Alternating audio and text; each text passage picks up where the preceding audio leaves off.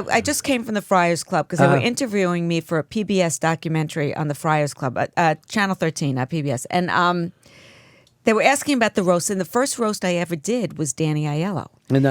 And Joy was the roast mistress, Joy Behar, and that was the first female roast mistress in the history of the Friars Club. Mm-hmm. And Richard Belzer, right then, his that show he did, what was that show? Della Vecchio? That Danny did on Della CBS. Ventura. Della Ventura. Okay. Yeah. Della Ventura had just aired, and the reviews were just scathing. Yeah. And Richard Belzer got up for his act during the roast. He just read the reviews, and Danny started crying.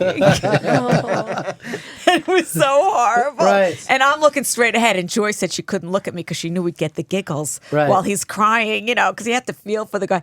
But the reviews were brutal, and Belzer's just brutal. He just read them straight out, word for word. It was hilarious. Yeah, unfortunately, it only lasted, I think, one season, that show. Yeah, they took it off. Yeah, well. But he mentions it. Danny does talk about it. He does say. But then you have the pictures here of Jerry Lewis, and they're doing a tribute tonight to Jerry Lewis at the Friars Club, which they invited me, but I refused to go. Well, you're not a Jerry Lewis fan? No. And I'll tell you a couple of things. First of all, I never was before I ever was a comedian. I just never thought what am I, French? I never thought he was funny. and now he out and out says with impunity that no women ever in the history of mankind has ever been funny. I take issue with that. Now, can we give him a pass on just being an old man? Like this is something old people can't change. He's 88 now, right? You know what? That's like reverence for the dead. If you were an asshole in life, just because you're dead doesn't mean that you're not an asshole anymore. Now, let's just try to figure out what Jerry Lewis gains from saying women aren't funny. You know what I mean? Like, what does he hope to get? That's an interesting point. That's an interesting point. What does someone gain? I think that it's just about, being contrary. Right. You know what I mean? I have opinions, and this is what I think, and you know how he talks in that really slow way. But there was always like those old school guys. Milton Berle was another one. They couldn't stand that anyone else got a laugh. Got any attention. Right. So if somebody else was getting a laugh, it it's very threatening. Hurt them. Right. So and if you were writing for them, you couldn't really say that you were writing for them. They didn't like that. If anybody else got any credit for being funny. Yeah.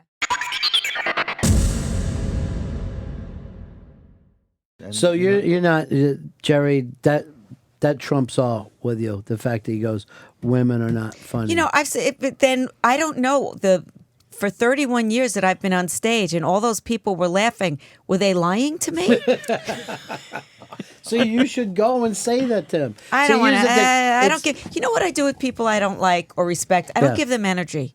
Right. Mm-hmm.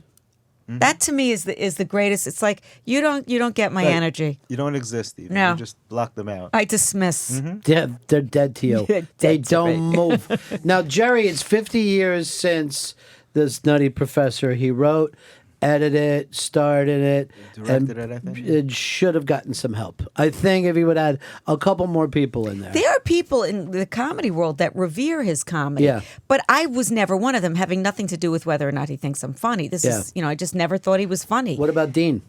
His ex-partner? I love Dean's singing. Yeah, I love the way Dean sings. I always thought that Dean had great timing too. He did. Just really, really funny timing. Great timing, and he was a decent actor. Yeah, he was. Jerry told me the story once. I got to meet him in '86 when he was roasted by the Friars Club. I was assigned to work with him, and I got to spend 2 nights with him working alone in his hotel room, which was a really interesting experience. And while I was there, he got a phone call. They told him they discovered the gene that caused the Duchenne form of muscular dystrophy, and he started crying. Tears were running down his face, and it was an amazing thing because I was the only person there. He was and crying I because he shared was that out of a moment job. with him. They wouldn't have to have a telethon I guess anymore. it could have been that. Never walk. You'll never walk, yeah. But Did you ever see Gilbert's bit when he used to do Jerry Lewis at the telethon, and he would take ice cubes and throw them in his face for tears? it was amazing. So you going to this thing tonight? This would be like if I said, no Italian people are funny, no black people are funny. How does he get away with that? Just saying no women are funny. It's disgusting. Well, it's